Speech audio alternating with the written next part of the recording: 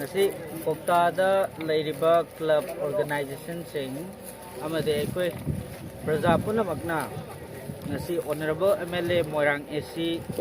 amadi honorable chief minister Pawung N Biren Singh na ekoi mutluraba Moirang kangleiron gasu yamna mari leinaba Moirang turel hain ama leirambasi ekoi tingba hubirakpa sisida Kwakta prajagi wariba ising mayamsi ko ani haibagi aikoida achauba expectation aspiration mayam rom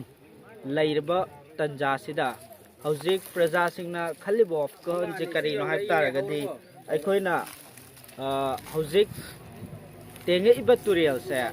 about kilometer 15 kilometer mu oibe ai haiba kilometer 15 je am phajana tengbiba amade hojik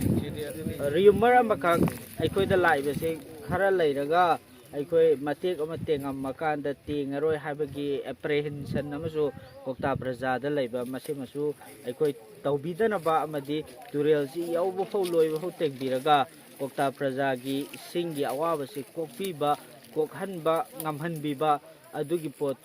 punamak ase honorable MLA amasung honorable chief minister anina taubina ba amadi hojik suriba aikoigi pokren ke ase ahen bari tang thabira akanda yam thuna loisan binaba honorable MLA gi pukning chingsanjari amadi honorable chief minister gi pukning chingsanjari aduna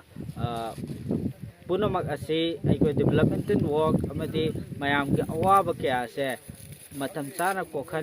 binaba hotna baidamakta aikoi all Kwakta coordinating committee gi maike de gisu